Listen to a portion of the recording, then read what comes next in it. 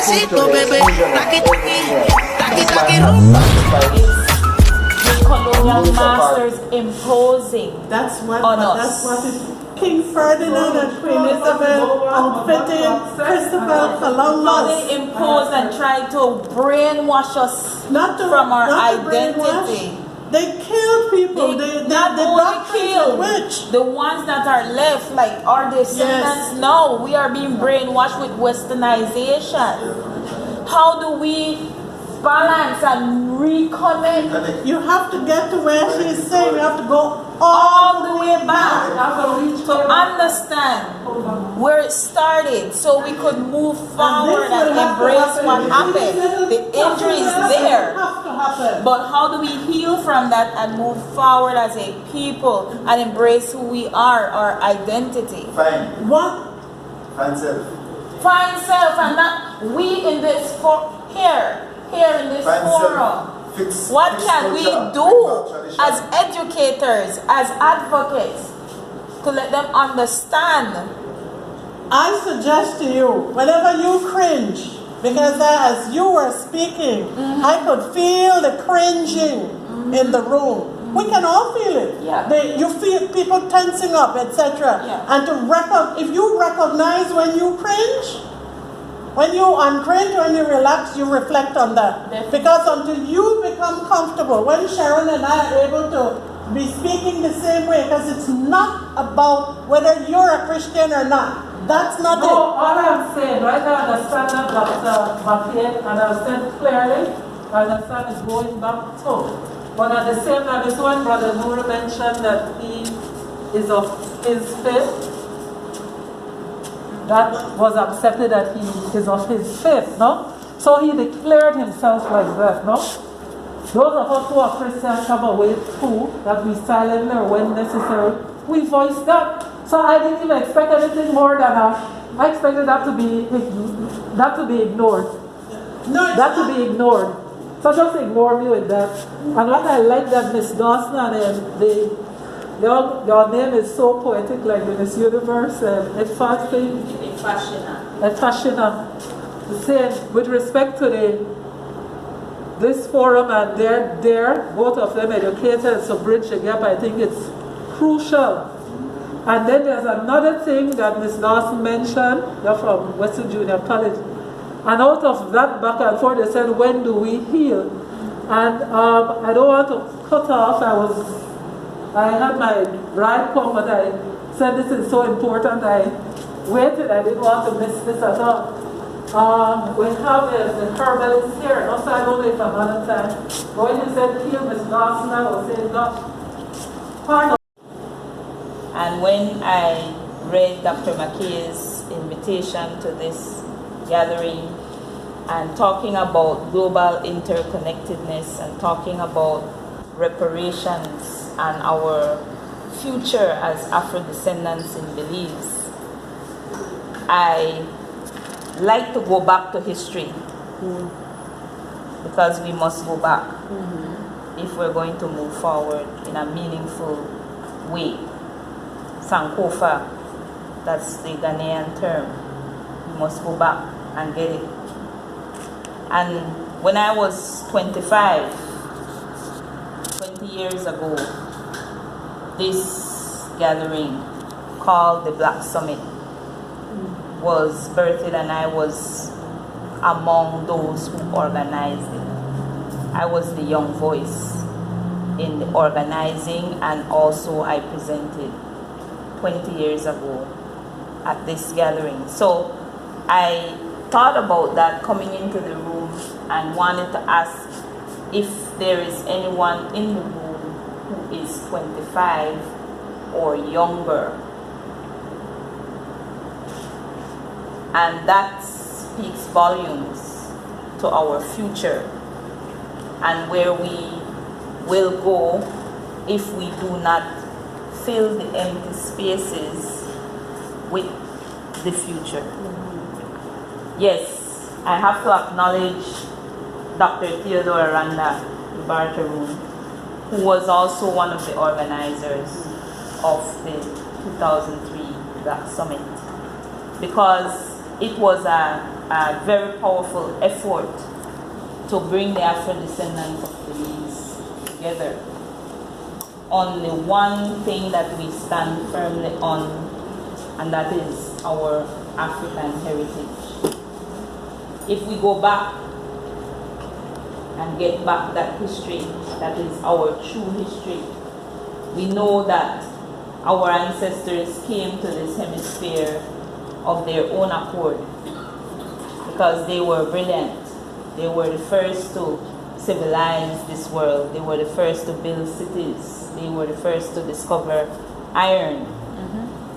And because they built civilization, they were able to share it. You cannot give what you do not have. But they were able to give it, and they gave it to the entire world, including those peoples that first occupied these lands. That's why there is evidence of ancient cities between Mexico and Peru, but nowhere else. Because the people in these spaces interacted with Africans who already had been civilized, meaning they were able to build cities. And because of their interaction and because of that natural respect that we gave, our ancestors gave to others, and that others regarded us highly for, we were able to partner and learn from each other. And where there is goodness, that goodness influenced the other civilizations. So the Mayas were able to reach advancement because of their interaction with the Olmecs. And despite any lie that has been told, the Olmecs were undoubtedly African. But the effort that has been made all these years up to the present has been to remove us from our truth as Africans.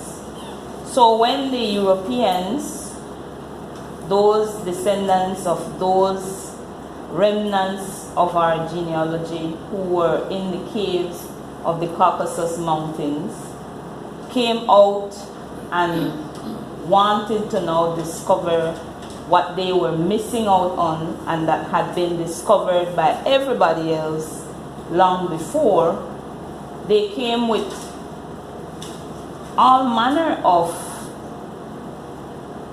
lunacy, to put it without cursing bad word. Because how can you give what you do not have, and how can you civilize when you yourself are not civilized? But then we keep being told these blatant lies. And so in the effort to hold themselves of high accord on a falsity, on lies, they have spent so much of their time and effort to remove us from ourselves, from who we are, from those pyramids that we built, from the civilization that we established, from our genius as a people. And divide and conquer has been their success story up to the present. And everything that they do has been to divide us as a people. But if we were to consider, for example, that when they engaged their assault on us as Africans and invaded the continent and stole our ancestors from our many countries, our many cultures, our many kingdoms, they deliberately put us mixed in those ships to avoid us organizing ourselves and fighting them from what we knew was totally unacceptable. And just think, one ship coming all the way to Jamaica and another ship having been taken control of by the Africans who were captives on it, ends up on St. Vincent and the Grenadines that we call Euromed. The one ship that goes to Jamaica has a father, a cousin, an aunt on it. And of the same community and same family, there are members on the ship that ended up on St. Vincent and the Grenadines. The people that ended up on St. Vincent and the Grenadines, who were Afro-descendants, who were Africans, they met another hybrid group there made up of Kalinagos and Arawaks.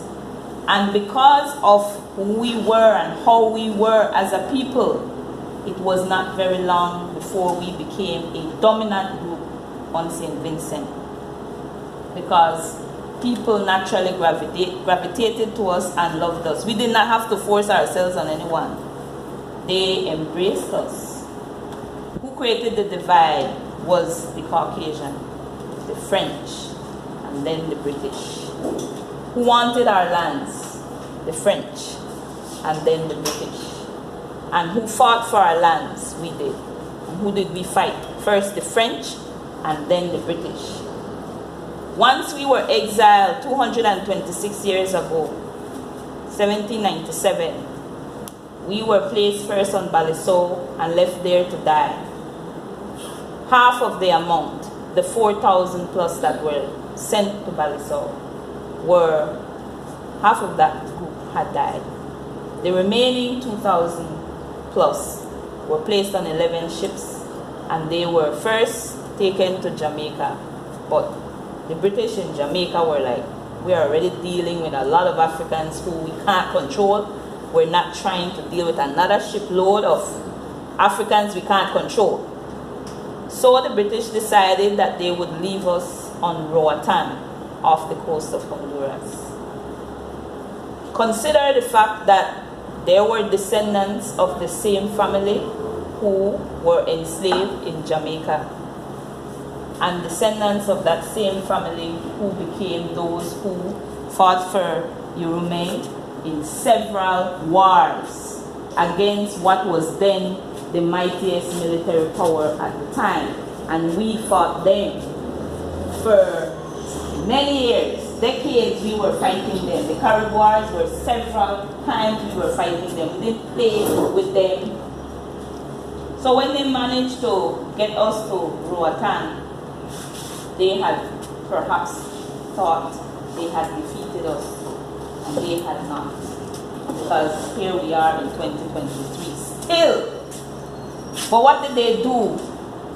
Because they could not defeat us then in that way that they had intended, they then told their enslaved population that this group of Africans who we are going to call Black Caribs, they're cannibals, they do obia, they eat children, they worship the devil.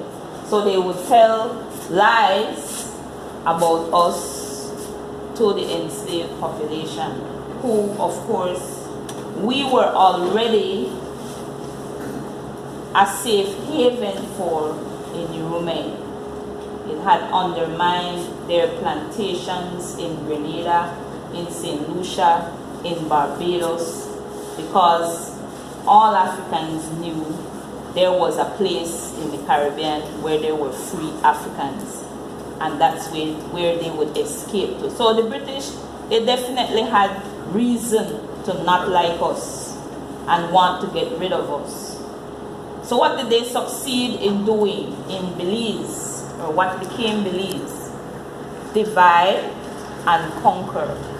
So the descendants of those persons that ended up on the ship that went to Jamaica, and those that ended up in Urume, end up in a country named Belize, separated.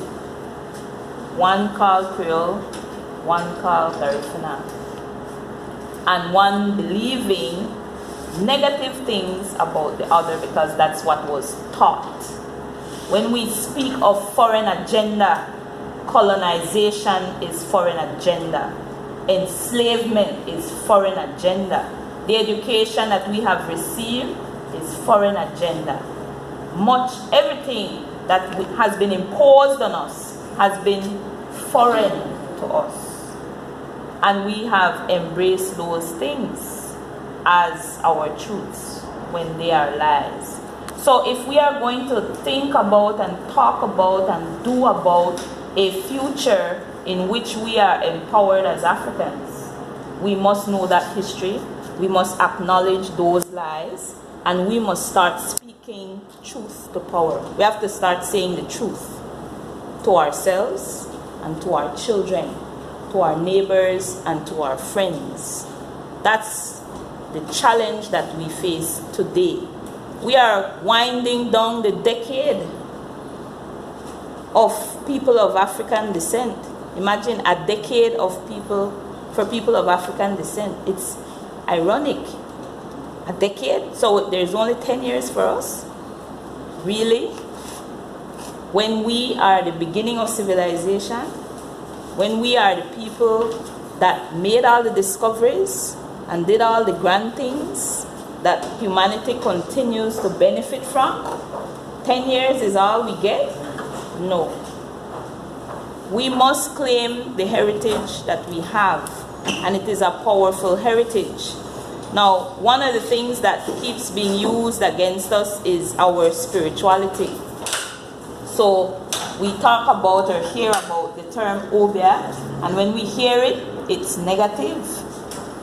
Obia is a bad thing, according to how we were trained to see our own spirituality.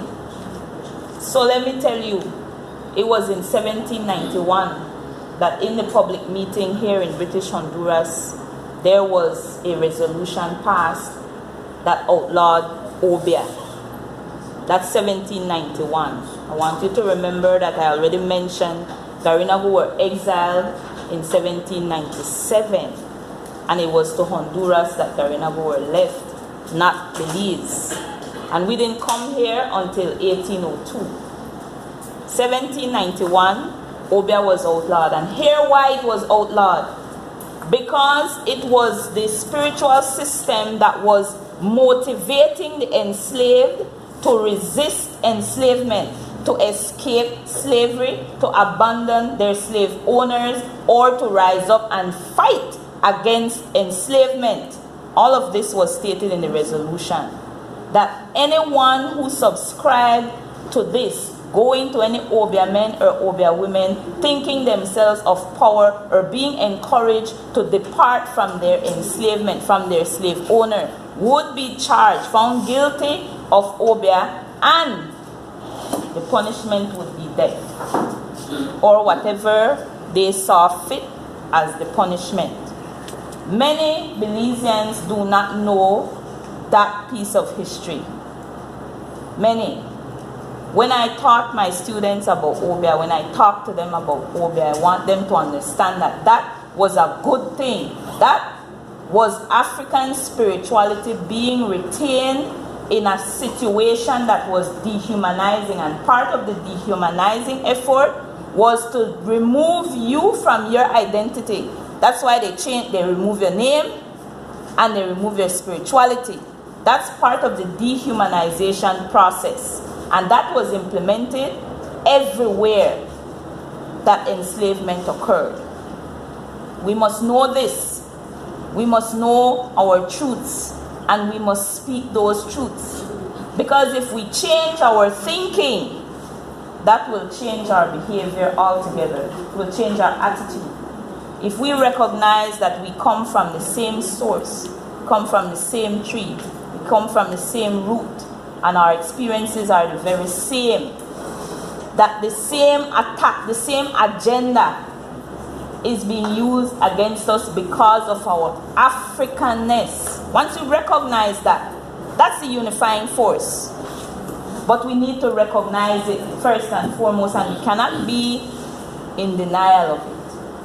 Alright? We need to speak that truth, so that then when we go to a space like what is being prepared for at the United Nations this year for Afro-descendants, we can speak with conviction as I am speaking here now. And we can speak with certainty. And we can speak truth. And we can speak confidently. And we can speak with strength and power, because it is inherent in us. It's not something we're trying to get from somewhere else, borrow from somewhere else, fake. It's real. It's in our DNA. But we need to recognize that what is in our DNA Because everything that's been told to us, that's on the television, that's on the internet, is a lie about us. When it's coming from them and it's not with evidence that is true and objective, well researched, and coming from our perspective, it's a lie. We need to find out what those lies are. So we cannot continue to look at ourselves as, well, you that this and I that. Yes, in Africa, just like in other parts of the world, we recognize cultural identity, ethnic identity, because for certain, I speak a language that you don't speak. You speak a different language, right? And I prepare coconut in a way that's a bit different from how you prepare it. And this is the case even in the Caribbean. So I have maru marute, but in Jamaica it's called bame, right? And maybe it's called something else in Grenada, and it's called something else in St. Lucia. It's still cassava though, right? So does that mean that calling it bame is bad, or calling rondong, sere, or hudut, that's bad? No, it's not bad. It's the rich diversity that we originate from, because we don't have one mango, do we? Is there one species of mango? Is there one species of coconut? Is it one? That's not who we are. Diversity is what we bring, because we're the original people, we're the first. So we bring the originality, we bring the diversity, that's who we are. That's why we can do it. We have that power. So we cannot allow others to tell us about our diversity and have us treat that diversity as if though it's something bad, or to tell us that our diversity, well, makes this group better than the other group, because that too is a lie. That's not the way our ancestors operated. So when they interacted with each other, they recognized, oh, you do the spear this way, we do it this way. Well, I actually like the way you do yours, and I think it's more efficient, so I'm going to adapt that. And that's what we end up doing. And we didn't have to fight for recognition. Oh, it was this group that did the spear better, or this group that did the spear better. No. At the end of the day, all of us benefited from the best kind of spear there was. To introduce to the public my esteemed friend, Mr. Louis Emerson Gill, who I have been associated with for the past 2 or 3 decades, more than the last 2 decades, in supporting, working towards the upliftment of at-risk youth through the organization known as Belize Action Community. That was founded by Emerson, and it started out as a adjunct of the Berger 404 Football Club, because it was by friends who were members of that team or supporters of that team, so that there's some history there. And we, in support of his agenda, got together with him and worked with him towards promoting youth upliftment through summer camps. We had summer camps from 2000 to 2004 with primary school kids. There were times when we had over 100 youths, and we're talking about from the ages of 6 to 16 in our summer camps. I don't know if any of you have ever seen 100 6-year-old in one place at the same time, with no parents, nobody there. And we were able to have summer camp for a whole month in July of those 4 years that we existed as that organization.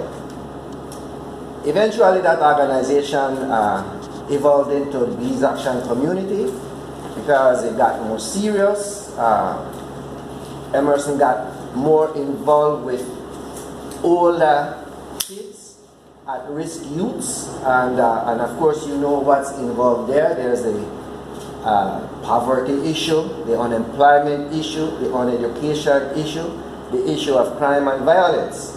And these things all live in our community, in our neighborhood, right next door to us.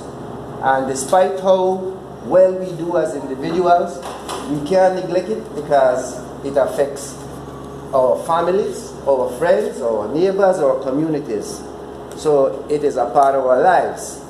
And I have to commend my brother because he has, from what I can see, the last 20 years he has dedicated to this activity unflinchingly at, I think, sacrifice of his own personal benefit. Very unselfish. So I'd like to say a little bit about Emerson before I continue. I've written a few things down here because there's a lot to talk about. I don't think I'll cover everything, but I try to touch on as much as I possibly can. And if I may interject, because I failed to acknowledge him in one of his global positions, really, that he represents the President General of the UNIA, United Negro Improvement Association. He's the third Assistant President General with responsibility for Latin America and the Caribbean. I failed to say that, my apology, that he represents Phil Miller in any space where he is at. Okay, so starting from the beginning. He was born on the 7th of January, 1954. Same year I was born, 9 months ahead of me. His father is Mr. Louis Gill, or his mother, Pearl Brannon Gill.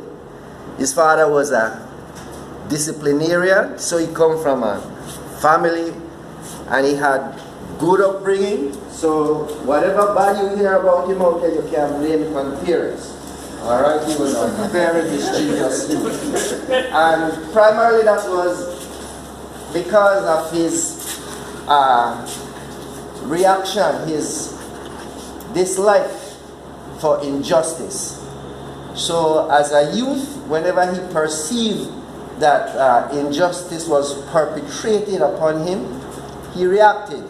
He was an activist, or he is an activist. And that has stayed with him all his life. He went to St. Michael's College, and I think he was a cohort of some of well-established Belizeans, Dean Barrow, Harry Pilgrim, a lot of Creole Belizeans who are well accomplished. And then he became famous as an athlete. He was a track and field star for the 3 years he was in high school. According to him, he was the fastest man in Belize. But he then became a football player, a member of the Berger 404 Club, which was very famous in Belize, notorious. And he was one of the bright stars in that organization. He was a customs officer after school, but migrated to the United States, and there he became so well accomplished because he acquired training in so many disciplines. He was has a certificate in conflict resolution. He worked as a construction worker in the building industry. He had a certificate in community development. Quite a lot of academic accomplishment. He did his internship in conflict resolution in Rhode Island, Providence, Rhode Island, a mixed community, and he has some story to tell you of how that played out, and he brought that with him to Belize. Came back to Belize, I guess at the death of his father, I think around 1990, and saw the plight of young Belizeans at the time. You know, at that point in time, we were going through that process when the migrant community from the Central American region was coming into Belize and taking over. A lot of foreign money was being put into the placement of these people. I used to complain to some of the organizations involved that they were doing this at the cost of our Belizean youths on the street corner. I could remember the people in Valley of Peace getting land, and I thought that it would have been appropriate for the people from Belize City, youth from Belize City, to be included in that land program, but it never evolved. And but that's another thing. Just to say that he came back, saw this situation, and became involved. And over the course of maybe the next 5 to 10 years after he came back from his father's funeral, he kept coming back to Belize and sending aid and support to the various organizations that were involved in community development.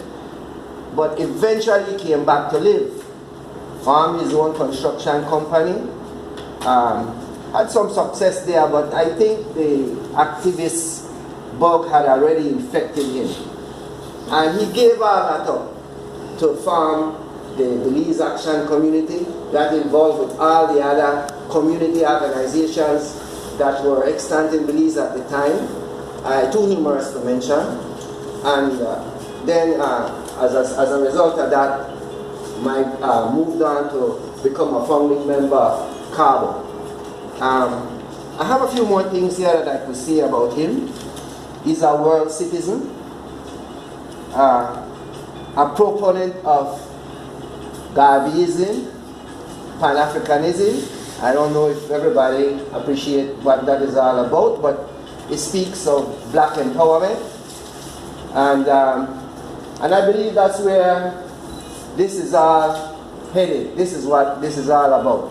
So, without going too far into it, because he could speak for himself, he's right here, and you could all ask him.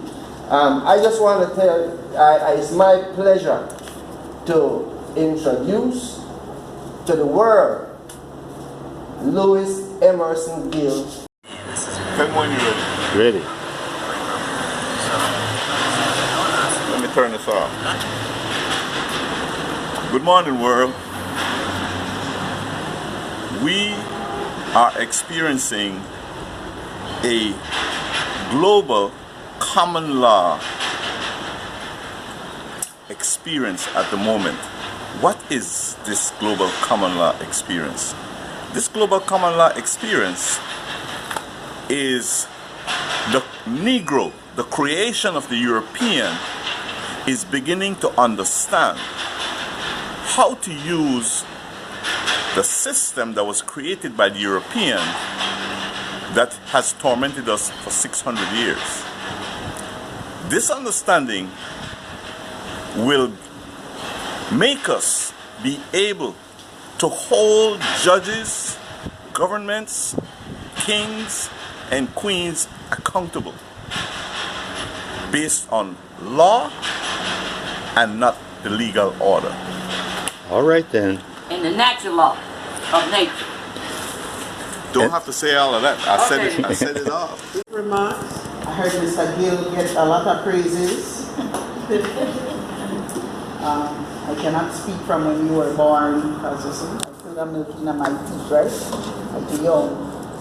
I can attest to though that you are a very helpful person.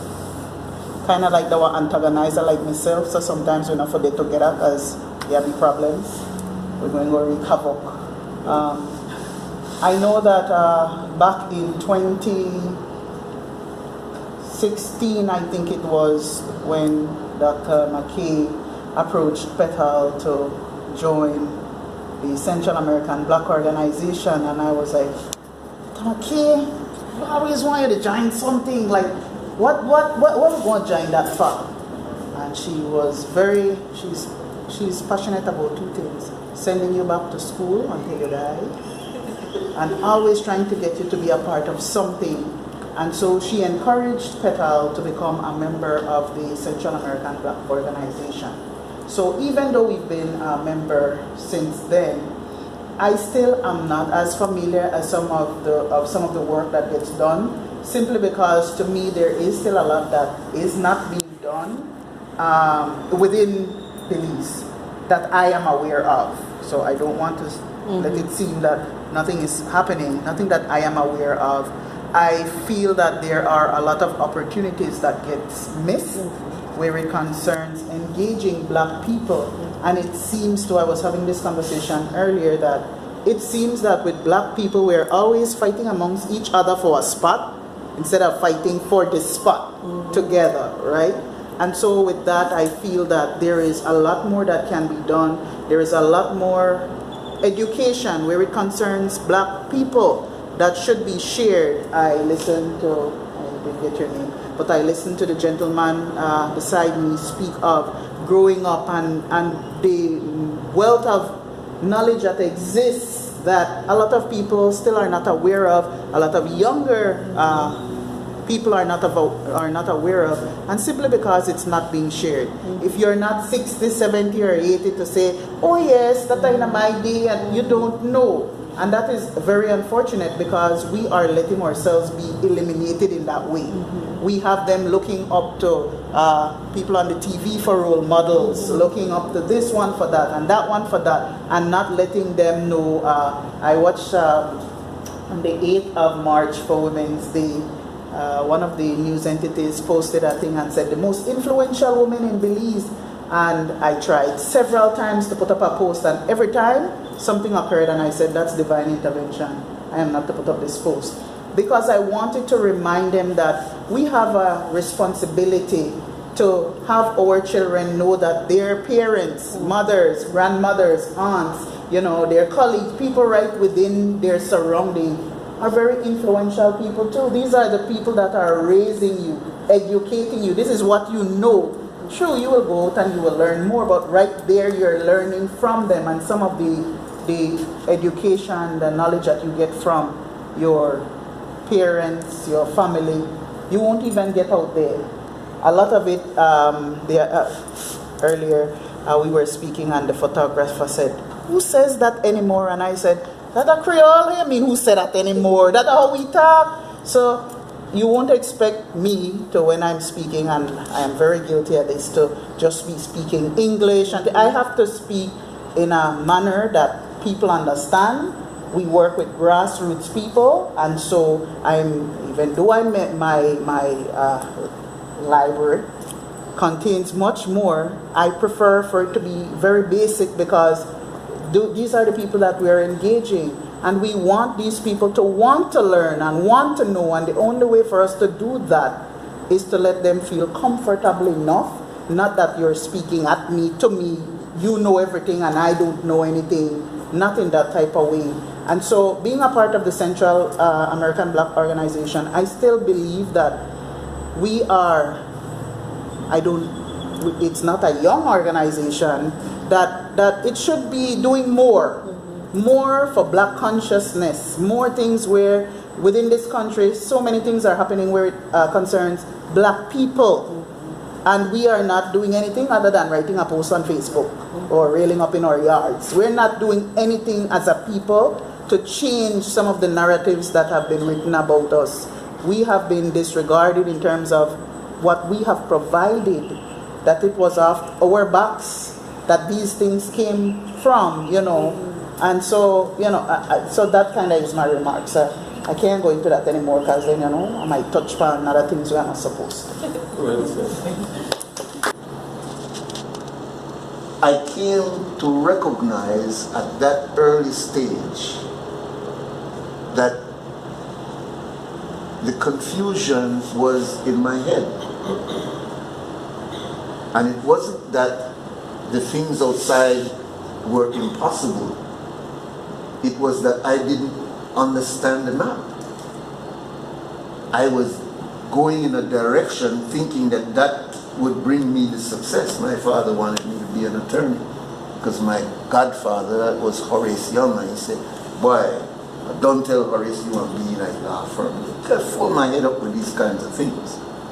But I wasn't focused. I was focused on what he wanted me to be. I was trying to live up to what he wanted me to be. And then I came into the consciousness when I got to college. I got into the consciousness of the black movement.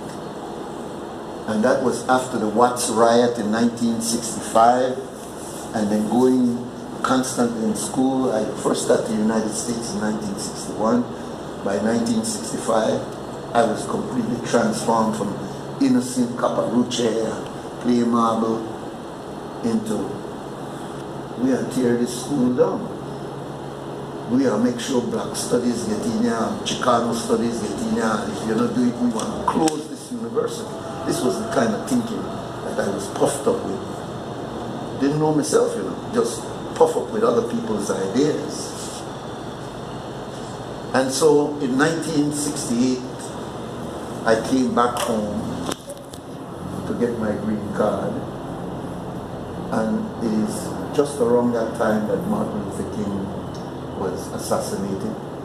And I came back home and I fell back in love with my country.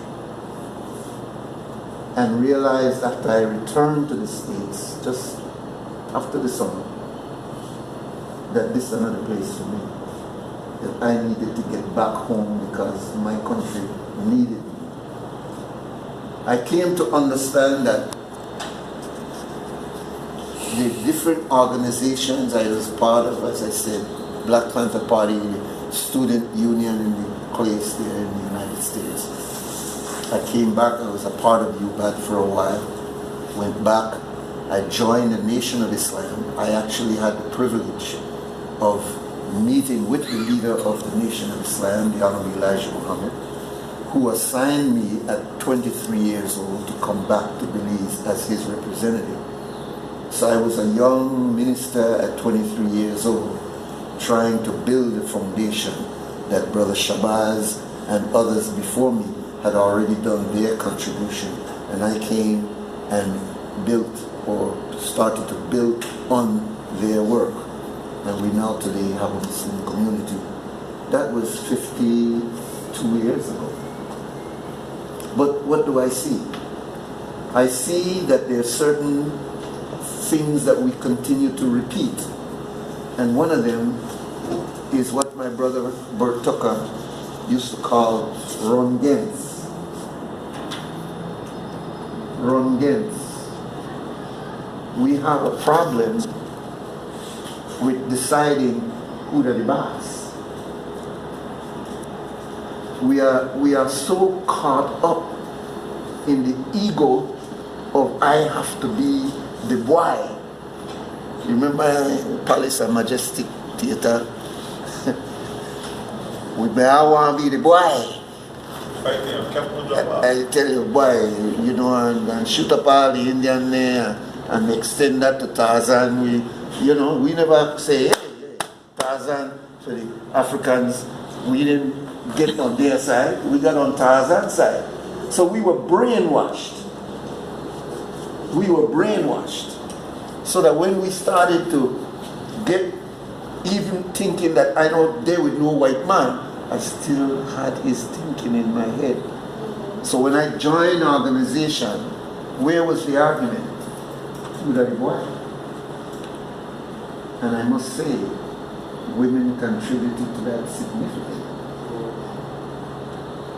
Because in the back of our head, we don't want our sisters look at us as, and all she had to do is say, Bert, you smart,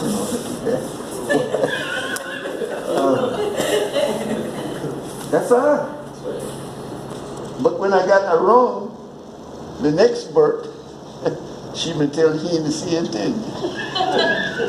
See? Dawson. Deshawn? Yes, ma'am. That's wonderful. Good to meet you. Nice to meet you.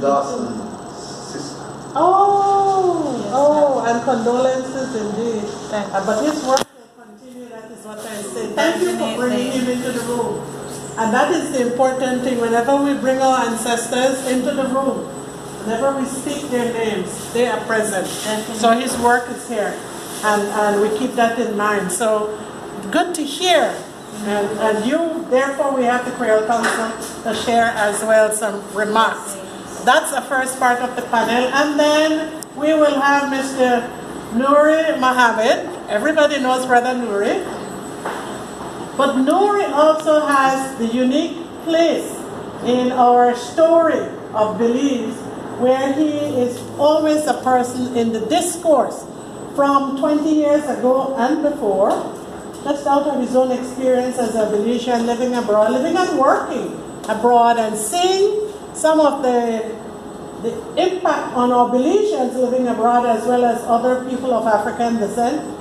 He's come home. He's been involved. He was a part of the summit, the effort of the summit, and he has spent the last 2 decades as well on television in various spaces, and he is going to share with us some of his wisdom, some of his experiences, what he has learned, what he may see as suggestions, and he'll be a part of the first hour as well.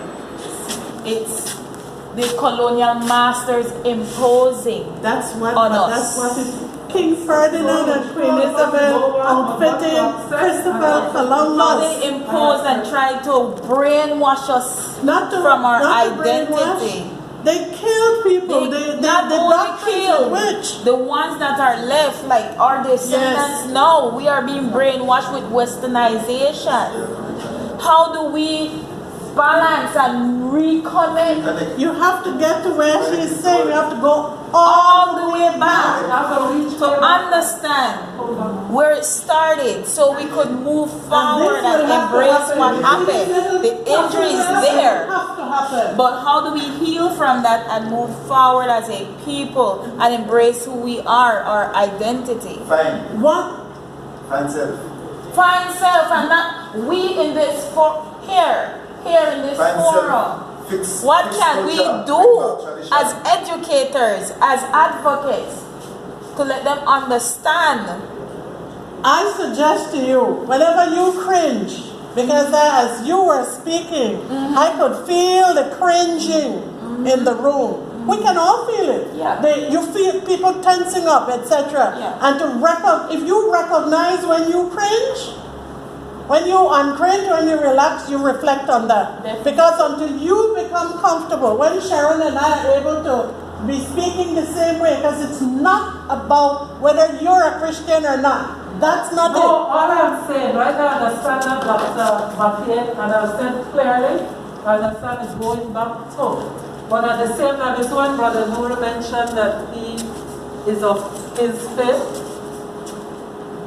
That was accepted that he is of his faith, no? So he declared himself like that, no? Those of us who are Christians have a way too, that we silently or when necessary, we voice that. So I didn't even expect anything more than I expected that to be ignored.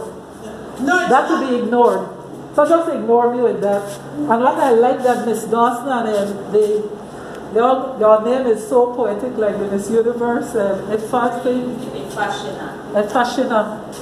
Saying with respect to this forum and they're both of them educated, so bridge the gap, I think it's crucial. And then there's another thing that Miss Dawson mentioned, you're from Western Junior College. And out of that back and forth, they said, when do we heal? And I don't want to cut off. I had my bride come, but I said this is so important. I waited. I didn't want to miss this at all. We have the herbalist here. Also, I don't know if I'm out of time. But when you said heal, Miss Dawson, I was saying I think to the exclusion of everything else, this man has sacrificed a major part of his life towards the improvement and upliftment of black ghetto youths in Belize. And I just want to say thanks for the dedication, the time, the sacrifices you have made, and for what it is worth, you have my undying support. So, ladies, gentlemen, Emerson, Louis Emerson Homie Gibb.